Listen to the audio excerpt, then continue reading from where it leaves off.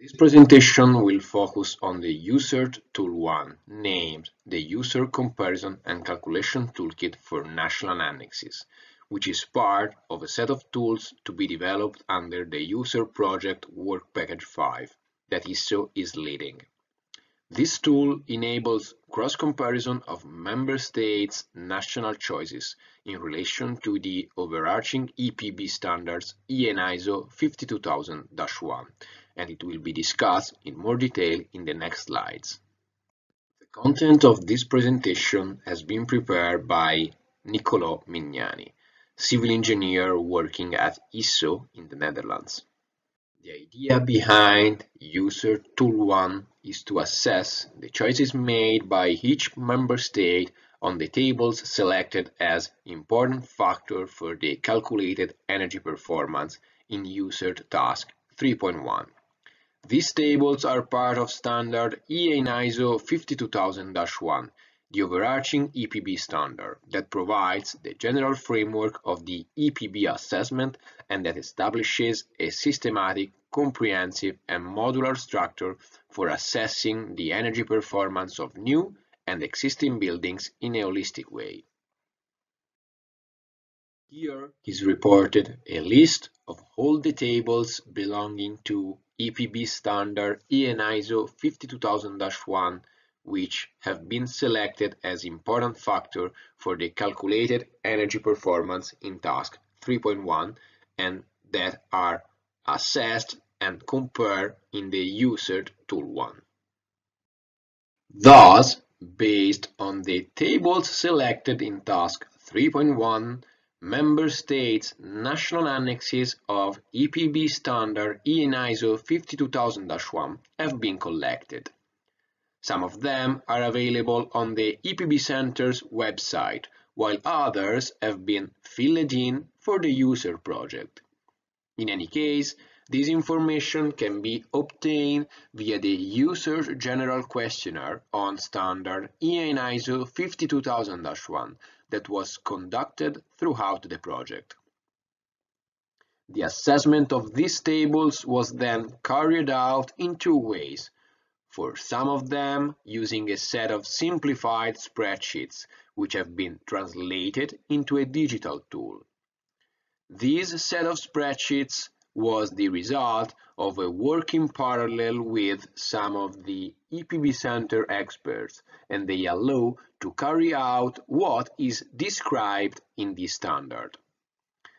For the other tables, always selected in task 3.1 and belonging to standard EN ISO 52000-1, but which are not covered by the simplified spreadsheets, the assessment has been done by making a cross-comparison of the member states' choices made on these tables. Additionally, as a result of a deep study of EPB standard EN ISO 52000-1 and multiple meetings with the EPB Center experts, helpful material has been written and compiled in an explanatory report for each selected table. Both the cross-comparison paper and the explanatory report are connected by links which can be found in the digital version of the simplified spreadsheets. Let's start analyzing this set of simplified spreadsheets. First of all, it is important to bear in mind that this set of spreadsheets was created with the intention of assessing the impact of certain national choices linked to EPB standard EN ISO 52000-1 and with the final aim of translating these spreadsheets into a web environment. Therefore, they are intentionally simple and do not allow for the assessment of a huge number of tables. By the way, the logic behind these spreadsheets is to consider a default building, a single-family house with an intermediate climate, for instance, the one present in northern Italy, where heating, cooling, and domestic hot water uses are taken into account. An hourly calculation procedure is used for 2 days of the year, a winter and a summer one, in order to simulate the two extreme conditions. The spreadsheets used allow to assess the impact of choices made on ISO 52000-1 tables, AB16, the weighting factors, AB17, the key exported factor, AB24, the perimeter choice, and AB27, the basis for the energy performance of buildings. Thus, the needed information to perform this assessment are just the national choices on weighting factors, key exported factor, perimeter choice, and basis for the energy performance of buildings. A total of 5 spreadsheets were used, covering different combinations of building services and technical systems. So, covering space heating and domestic hot water needs, there are this set of spreadsheets served by these reported technical systems, which may be a gas boiler or a heat pump, combined with thermal solar collector and photovoltaic panels. While covering space heating and cooling, there is this other spreadsheet served by a heat pump and the photovoltaic panels. Here it is reported an example of one of the simplified spreadsheets. This is the one with heat pump plus thermal solar collector and photovoltaic panel. The two tables below the graphic depict the energy balance steps A and B, which are dependent on the key exported factor. As can be seen, these spreadsheets produce the following results: non-renewable, renewable, and total primary energy, the renewable energy ratio, and the final CO2 emissions and cost values, always expressed in terms of primary energy for both steps A and step B. Welcome everyone to the Digital UCERT Tool 1, which is the translation into web environment of the simplified spreadsheets we have already discussed about in the previous slides. Let's start from the selection of the system configuration we want to take into account. As we have already seen, we have this collection of combination of technical systems that can be composed by a gas boiler or a heat pump with photovoltaic panels and thermal solar collectors. By changing the combination of the technical system, we get the corresponding results in the picture here on the right. This combination of technical systems satisfy the heating and domestic hot water needs of the building, and as well as the heating and cooling needs of the building. Let's start from the gas boiler with photovoltaic panels and thermal solar collectors. The second step of the analysis is the selection of the annex we want to take into account, and here we have a list of the annexes we can select. This list will be implemented covering all the 11 partner countries involved in the UCERT project. Let's start selecting the UCERT annex, and so let's start from the UCERT choices on the tables that can be assessed through this simplified comparison, which are table AB16, table AB17, table AB24, and table AB27, as we have already seen. Before assessing these tables, we should select which day of the year we want to take into account, so a winter one or a summer one, and which hour of the day we want to assess. By changing the hour of the day, we get different values in kilowatt hours on the arrows representing the energy carriers involved in the building's energy balance we are currently studying. So now we can start assessing the first table, table AB16, the one related to the weighting factors. Weighting factors are needed to convert, so to weight the delivered energy demand required to meet the building needs into primary energy demand. And further information on this table can be found in the explanatory report, which is part of UCERT Tool 1.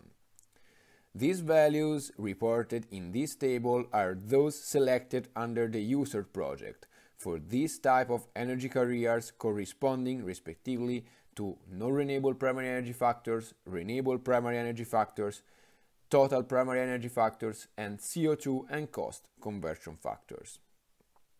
It is also possible to edit this table, and so to decide the values to assess for each energy carrier. For instance, it is possible to select our own value for non-renewable primary energy factor for the grid electricity. So for instance, instead of 2.3, we could select a value equal to 1.5. And this can be done for each energy carrier and for each type of primary energy factor, so even for cost and CO2 conversion factors. Then the selected values will be shown in this table. In the table here on the right are displayed the results of the building energy balance that we are currently studying and that depend on the weighting factors values. In the first row, so in this one, are displayed the values that we can find in the picture of the kilowatt hour of each energy carrier involved in the building's energy balance, and that are needed to satisfy the building needs. Then, in this other row, we can find the value obtained multiplying each value of each energy carrier to the corresponding weighting factor. While in this column, so in this one related to the total one, we can find the final value, which are the results of the sum of all the values reported in the same row, for instance, in this one. Here on the right we have two different tables. So the first one is related to the step A of the building's energy balance, while the second one is related to the step B, which depends from the key exported factor that we will see now.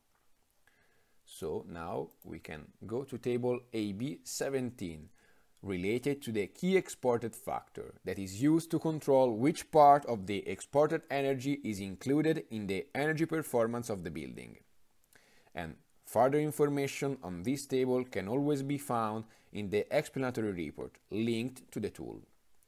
User's choice on this factor is to set the key exported equal to 1, which means that the key exported energy is now included in the building's energy balance. Actually, this factor may assume any value between 0 and 1. If it is set equal to 0, the exported energy is not included in the building's energy balance, while if it is set equal to 0.5, for instance, the exported energy is included in the energy balance for a key exported factor equal to 0.5. As we can see, in this related table related to the step B of the building's energy balance, by changing the value of the key exported factor, we get different results. If key exported is set equal to 0, like as it is now, in this table we will get the same result that we have in the table related to the step A of the building's energy balance, where the key exported is not involved. While if key exported assumes any value greater than 0, these two tables will be different. Then we can go to table AB 24. This table, as for table AB 27, does not affect the results of the building's energy balance, as do tables AB 16 and AB 17. Table AB 24 gives informative default values for defining the perimeters for the renewable energy ratio. It specifies whether or not to include nearby and distant in the calculation. The first two columns are for the calculation of the renewable energy ratio, while the third one specifies if delivered energy from on-site, nearby or distant are taken into account within the building's energy balance. As for the first two tables, even for this one, further information can be found in the explanatory report. These are the choices made under the user project, and it means that the renewable energy ratio taken into account within the user project is this one, corresponding to these values, which is in this case for this day of the year, but especially for this hour of the day that we previously select, is equal to this other value of the renewable energy ratio. That would be considered if in the first column of this table even the renewable energy delivered from distant would be taken into account. Let's analyze now table AB27 that specifies which parameters should be considered for these types of assessments. The user's choice is to consider for each of them the non-renewable primary energy indicator. So in the step A, the user choice is to consider this value, while in step B, where the key exported factor is involved, is to consider this other value.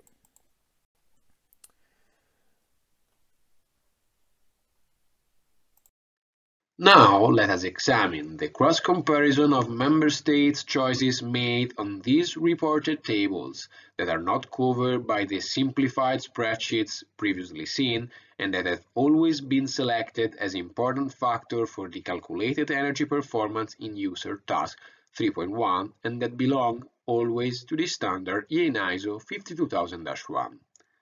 For these tables, a document listing and containing all of the gathered choices made by each member state has been generated. As well as for the tables covered by the simplified comparison, an explanatory report has been prepared even for these tables with additional information and explanation related to each of them. In this slide, we can see an example of a cross-comparison between UCERT's and Italian choices made on table AB18. That is one of the tables listed in the previous slide belonging to standard EN ISO 52000-1 and selected within UCERT task 3.1. This table is related to the building services considered in the energy performance calculation. As can be seen, these two tables are pretty similar, apart from people transport services which are considered in Italy within the energy performance assessment for non-residential buildings but are not for UCERT. Thus, this cross-comparison allows the identification of differences between countries or with the choices made under the UCERT project.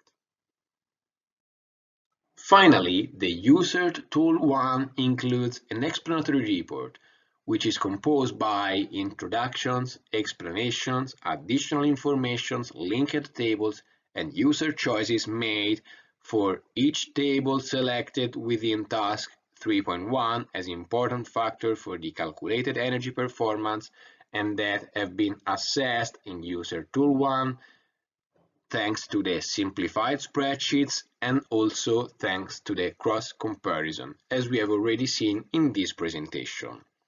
Moreover, this explanatory report contains an introduction to the set of EPB standards with links to extra material if further information are requested. This is everything from my hand. Thank you for your attention and feel free to follow up on the results of user project through the website and through other communication channels.